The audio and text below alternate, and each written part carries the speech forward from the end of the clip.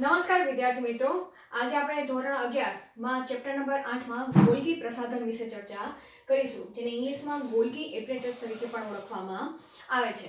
હવે સૌપ્રથમ આ જે અંગિકા છે એ અંગિકાની શોધ કેમિલો ગોલ્ગીએ 1898 માં કરેલી હતી.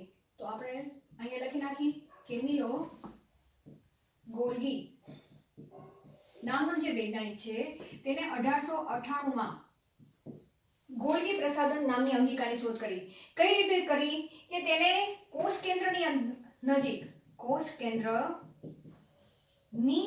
નજીક જાલિકાકાર રચના ઘટ્ટ રીતે અભિરંજિત થયેલ જોઈ. બરાબર. અને તેના ઉપરથી આ જે રચના તેને કોષ કેન્દ્રની નજીક જોયેલી હતી તે રચનાને તેના નામ ઉપરથી, બરાબર, તેના નામ ઉપરથી આ અંગિકાને શું કહેવામાં આવ્યું? ગોલ્ગીકાય તરીકે ઓળખવામાં આવ્યું. ગોલ્ગીકાય તરીકે ઓળખવામાં આવી. તો હવે આપણે આકૃતિની ચર્ચા કરવા જઈએ તો આ સુકોષ કેન્દ્રીય કોષ છે અને આ કોષ કેન્દ્ર છે, બરાબર, કોષ કેન્દ્ર. અને કોષ કેન્દ્રની નજીક તેને જાલિકામય રચના જોવા મળી. હવે આ જે જાલિકામય રચના છે, જાલિકાકાર રચનામાં જે કોથળી જેવી કઈ રીતે રચના તૈયાર થયેલી છે કે જે ઘટ અભિરંજિત ભાગ છે એ શેનો બનેલો છે, બરાબર, તેના વિશે ચર્ચા કરી. તો તે કોથળી જેવી રચના અથવા સિક્કાની માફક, બરાબર, સિક્કાની માફક અથવા તો થપ્પીની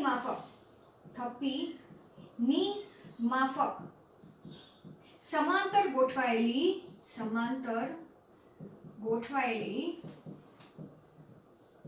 સિસ્ટર્નીની રચના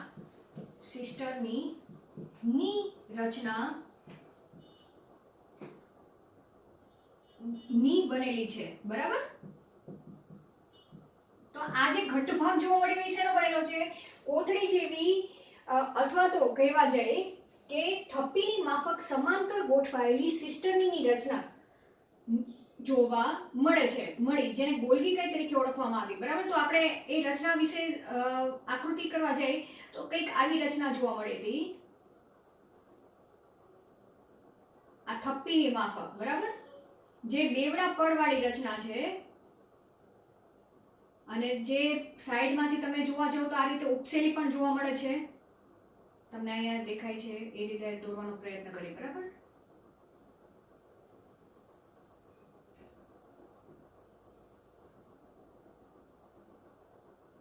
તો અહીંયા તમને દેખાય છે આને આપણે શું નામ આપી છે? ગોલ્ગી ગાય, બરાબર. હવે આ જે સિસ્ટર્નીની જે થપ્પી જેવી રચના છે, બરાબર, જેને ગોલ્ગી સંકુલ તરીકે તેને ઓળખવામાં આવે કે એક જ સિસ્ટર્ની નથી પણ શું જોવા મળે છે? એક કરતા વધારે સિસ્ટર્ની જોવા મળે છે. અહીં દેખાય છે એક સિસ્ટર્ની, બીજી સિસ્ટર્ની રચના, ત્રીજી સિસ્ટર્ની રચના. તો આ પ્રકારની રચનાને ગોલ્ગી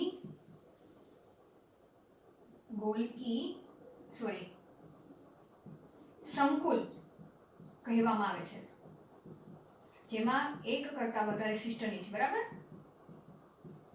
વધારે સિસ્ટર્ની આવેલી છે. હવે તેનો આપણે વ્યાસ જોવા જઈએ તો સિસ્ટર્નીનો વ્યાસ કેટલો જોવા મળે છે? 0.5 માઇક્રોમીટર થી લઈને 1 માઇક્રોમીટર સુધીનો તેનો વ્યાસ જોવા મળે છે. તેના સિવાય જોવા જઈએ તો આપણે તેની હવે રચનાની વાત કરી કે કેવી પ્રકારની રચના છે. તો સિસ્ટર્ની તો બનેલી છે પણ તેનો જે પહોળો ભાગ છે તે આ વાટકા જેવી રચના છે, બરાબર, કે નીચેનો ભાગ કેવો છે? બહિર્ગોળાકાર છે અને અંદરનો ભાગ તમને અંતર્ગોળાકાર જોવા મળે છે. તો આ જે ભાગ બહિર્ગોળ ભાગ છે એ કોષ કેન્દ્ર પટલની નજીક, આ કોષ કેન્દ્ર પટલ છે, બરાબર, અને અહીંયા શું આવેલું છે? કોષ રસ પટલ છે. કે કોષના સ્તર તમે કહી શકો. તો અહીંયા તમે જોઈ શકો કે આ જે ભાગ છે બહિર્ગોળ ભાગ, એ બહિર્ગોળ ભાગ કઈ દિશા તરફ છે? કોષ કેન્દ્ર પટલની નજીક છે.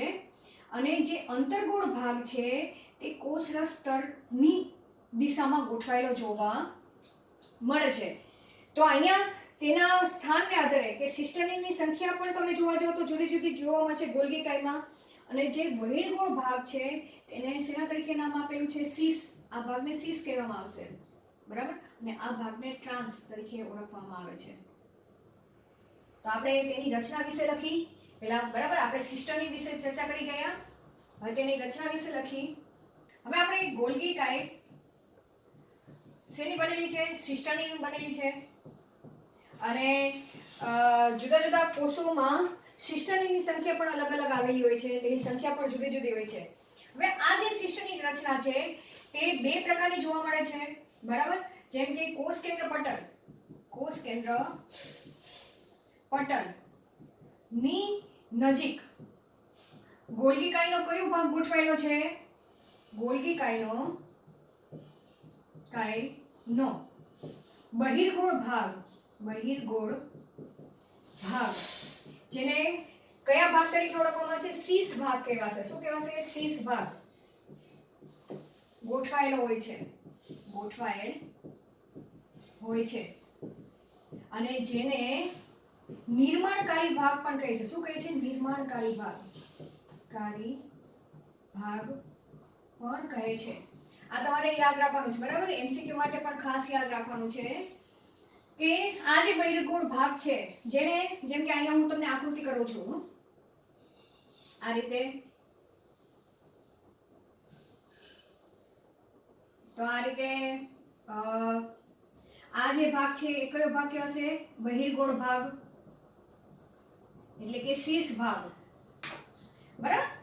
હવે એવી જ રીતના તો તેનાથી ઉલટું કે જે ગોલ્ગી કાય છે તેનો અંતર્ગોળ ભાગ, ગોલ્ગી કાયનો કયો ભાગ? અંતર્ગોળ ભાગ, અંતર્ગોળ એટલે કે તેને કયો ભાગ કહેવાશે? ટ્રાન્સ ભાગ, બરાબર. તે કોષરસ પટલની દિશા તરફ હોય છે. ક્યાં હોય છે? કોષરસ પટલ, રસ પટલ ની દિશા તરફ ગોઠવાયેલ હોય છે, બરાબર. અને જેને પરિપક્વ ભાગ પણ કહે છે. કેવો કહેવાય છે? પરિપક્વ ભાગ કહે છે. તમારે આ પરિપક્વ ભાગ અને નિર્માણકારી ભાગ તમારે બે યાદ રાખવાનું છે. પરિપક્વ ભાગ એટલે કયો ભાગ? ગોલ્ગી કાયનો ટ્રાન્સ વાળો ભાગ. અને નિર્માણકારી ભાગ એટલે કયો ભાગ? ગોલ્ગી કાયનો શીર્ષ ભાગ, જે કેવો છે? બહિર્ગોળ છે. પણ આમ તમે જોવા જાઓ તો બહિર્ગોળ અને એટલે કે ટ્રાન્સ ભાગ અને શીર્ષ ભાગ કેવા છે? ટ્રાન્સ અને શીર્ષ ભાગ બંને કેવા છે? બંને એક જ ગોલ્ગી કાયમાં આવેલા છે, પરંતુ તેની બંનેની દિશા કેવી છે? અલગ અલગ છે, બરાબર. કે બંને કેવા છે? જોડાયેલા છે, પરંતુ દિશા વિરુદ્ધ છે, બરાબર. એ દિશા અહીંયા લખેલી જ છે. કોષ કેન્દ્ર પટલની નજીક ટ્રાન્સ શીર્ષ ભાગ અને કોષરસ પટલની નજીક પરિપક્વ ભાગ આવેલો છે, બરાબર. ટ્રાન્સ ભાગ. હવે તેના આપણે કાર્ય વિશે ચર્ચા કરી. ગોલ્ગી કાયનું કાર્ય શું કાર્ય છે? તો સૌથી પહેલા તો ગોલ્ગી કાયનું કાર્ય એક તો ટ્રાન્સપોર્ટમાં પણ ભાગ ભજવે છે. ટ્રાન્સપોર્ટમાં એટલે શું? કે કોષ કેન્દ્રમાંથી નીકળતો જે ભાગ છે તેને કોષરસ સુધી પહોંચાડવો હોય તો તેમાં ગોલ્ગી કાય મહત્વનો ભાગ ભજવે છે. તેના સિવાય જોવા જઈએ તો સિક્રેશનની પ્રક્રિયામાં પણ ભાગ ભજવે છે. પેકેજિંગની ક્રિયામાં પણ ભાગ ભજવે છે ગોલ્ગી કાય. હવે મુખ્ય એનું કાર્ય તો એ છે કે આપણે આગળના લેક્ચરમાં ચર્ચા કરી ગયા હતા કે અંતઃકોષરસ ઝાડ, આ અંતઃકોષરસ ઝાડ છે, બરાબર. અંતઃકોષરસ ઝાડ જે કોષ કેન્દ્ર પટલથી લઈને કોષ રસ સ્તર સુધી લંબાયેલી છે. આ ઈઆર છે, બરાબર. ઈઆર છે. હવે ઈઆર માંથી જે સ્ત્રવતા ઘટકો છે, ઈઆર માંથી સ્ત્રવતા ઘટકો જે પુટિકામાં સંગ્રહ થયેલા છે એ પુટિકા એ ગોલ્ગી કાયના જે બહિર્ભાગ છે ત્યાં જોડાશે. તો અહીંયા લખી શકી ER માંથી પુટિકા સ્વરૂપે પુટિકામાં સંગ્રહાયેલ ઘટકો. ઘટકો તરીકે શું હોઈ શકે? પ્રોટીન પણ હોઈ શકે, લિપિડ પણ હોઈ શકે. બરાબર બરાબર. ER માંથી પુટિકામાં સંગ્રહાયેલા ઘટકો મુક્ત થાય છે. ક્યાં મુક્ત થાય છે? ગોલ્ગી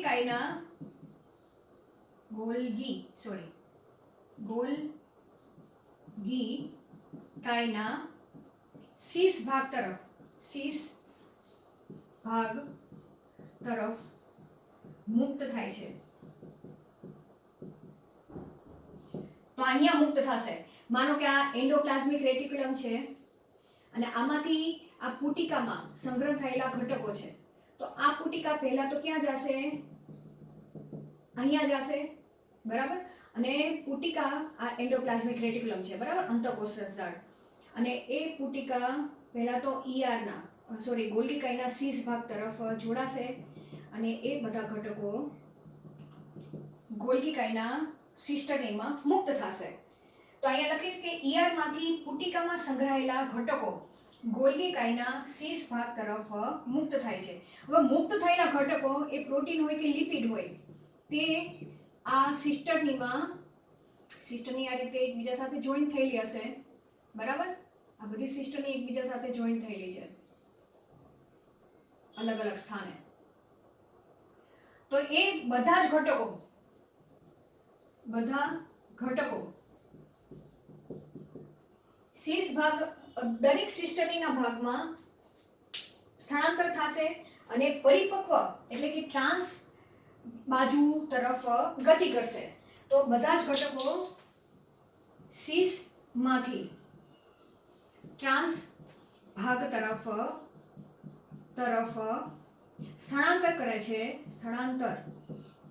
કરે છે. તે દરમિયાન શું થાય છે?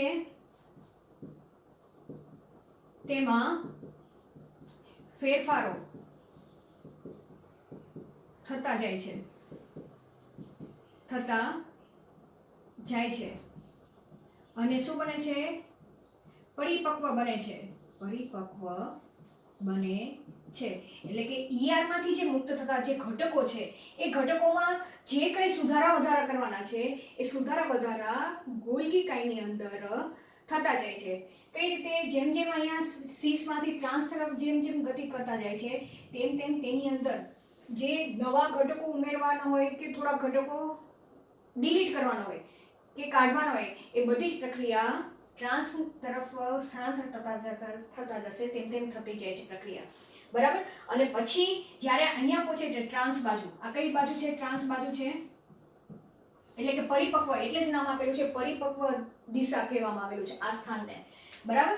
જ્યારે અહીંયા પહોંચે છે ત્યારે આ બધા ઘટકો એ પુટિકા સ્વરૂપે શું થાય છે? ત્યાં સંગ્રહ થાય છે. બરાબર.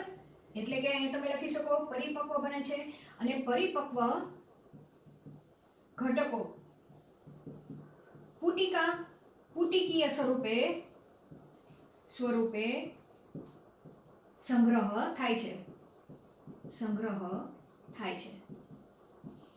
ક્યાં? પરિપક્વ ઘટકો ટ્રાન્સ દિશામાં. અહીંયા તમે લખી શકો. બરાબર. ટ્રાન્સ બાજુ. જેમ કે અહીંયા પુટિકીય સ્વરૂપે શું થાય છે? તેનો સંગ્રહ થાય છે. અહીંયા આવેલા ઘટકો કેવા છે? ફેરફારિત થયેલા છે. બરાબર. પરિપક્વ થયેલા છે ઘટકો. અને જેમ કે તેના ઉદાહરણ તરીકે ચર્ચા કરવા જાય તો ગ્લાયકોપ્રોટીન, જો પ્રોટીન કોષ દિવાલની રચનામાં વિશેષ પ્રકારના પ્રોટીન ભાગ ભજવે છે. શેની વાત કરીએ છીએ? કોષ દિવાલ નહીં પણ કોષ સ્તરમાં વિશેષ પ્રકારના પ્રોટીન ભાગ ભજવે છે ગ્લાયકોપ્રોટીન. એ ગ્લાયકોપ્રોટીન ક્યાં બને છે? અહીંયા જ બને છે. બરાબર. તો અહીંયા આપણે ઉદાહરણ તરીકે લખી શકીએ. ઉદાહરણ તરીકે ગ્લાયકોપ્રોટીન અને ગ્લાયકોલિપિડ બનવાની પ્રક્રિયા ક્યાં થાય છે? બનવાની ક્રિયા ગોલ્ગી કાયમાં થાય છે. ગોલ્ગી કાયમાં થાય છે. બરાબર? જેમ કે પ્રોટીન અહીંયાથી આવેલું છે તો એમાં જે ગ્લાયકોજન ઉમેરવાની જે પ્રક્રિયા છે એ ગોલ્ગી પ્રસાધનમાં થશે અને આ ગ્લાયકોપ્રોટીન એ કોષરસ પટલમાં મહત્વનો ભાગ ભજવે છે. એવી જ રીતના ગ્લાયકોલિપિડ બનવાની પ્રક્રિયા પણ ગોલ્ગી પ્રસાધનમાં થતી જોવા મળે છે. તો આ રીતે આપણે ગોલ્ગી કાયની રચના, બરાબર, તેના વિશિષ્ટ કાર્ય કે ઈઆરમાંથી આવતા ઘટકોમાં પરિવર્તન અને ફેરફાર થવાની પ્રક્રિયા અને પરિપક્વતા બનવાની ક્રિયા એ ગોલ્ગી પ્રસાધનમાં થાય છે અને પેકેજિંગની ક્રિયા પણ ગોલ્ગી પ્રસાધનમાં જોવા મળે છે. તો હવે પછી જે આ પેકેજિંગ થયેલો જે ભાગ છે, પુટિકીય ભાગ, બરાબર, એ પુટિકીય ભાગ અહીંયાથી મુક્ત થશે ગોલ્ગી કાયમાંથી, જેની અંદર ઘણા બધા ઘટકો રહેલા છે. પ્રોટીન પણ રહેલા છે, લિપિડ પણ રહેલું છે. પ્રોટીન તરીકે તે ઉત્સેચક તરીકે પણ વર્તી શકે છે, બરાબર, એ પ્રોટીન. તો હવે જે આ જે મુક્ત થયેલો જે પુટિકીય ભાગ છે તે ભાગને લાઇસોસોમ તરીકે ઓળખવામાં આવે છે. તો હવે આપણે લાઇસોસોમ વિશે ચર્ચા કરી.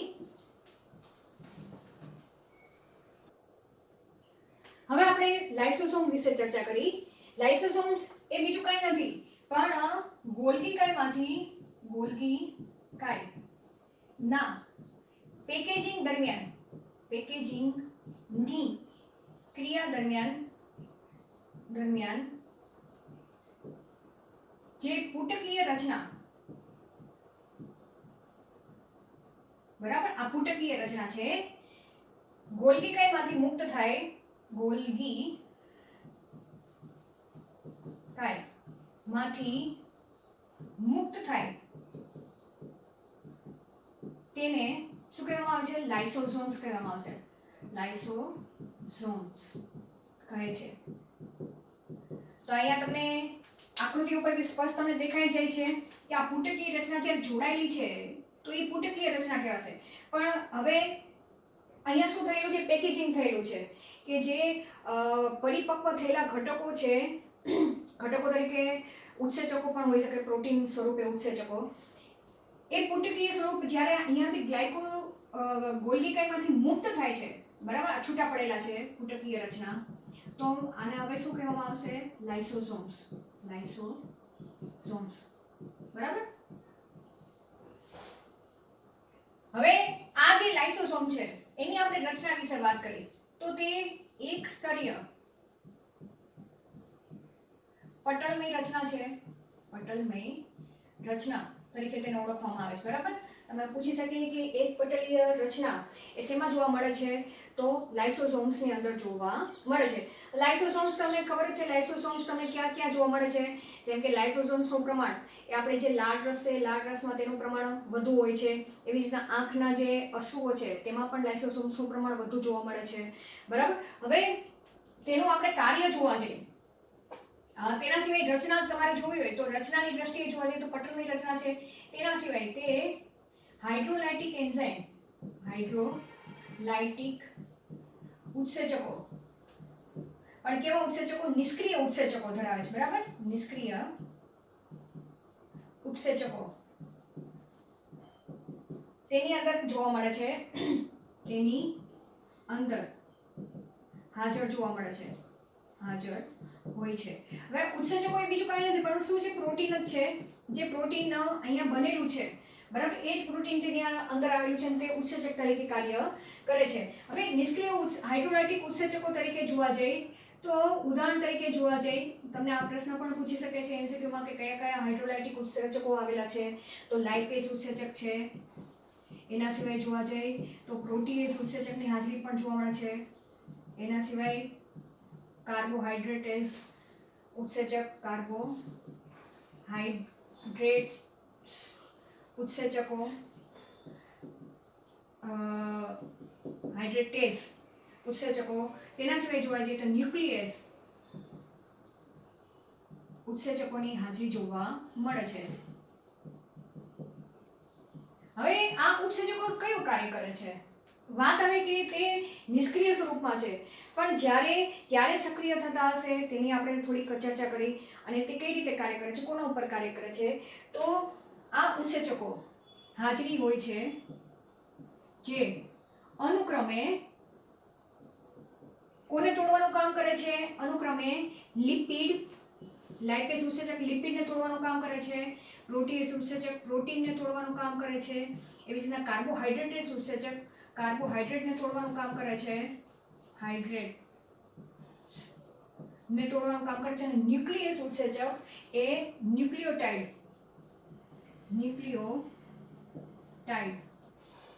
ને નું પાચનનું કાર્ય કરે છે. બરાબર. હવે કઈ રીતે આપણે જોવા જઈએ કે શું ભાગ ભજવે છે, બરાબર, કઈ રીતે ભાગ ભજવે છે, તો એના ઉદાહરણ તરીકે જોવા જઈએ તો લાઇસોસોમ્સ એ ફેગોસાઇટોસિસની પ્રક્રિયામાં તેમજ પિનોસાઇટોસિસની પ્રક્રિયામાં પણ ભાગ ભજવે છે. લાઇસોસોમ્સ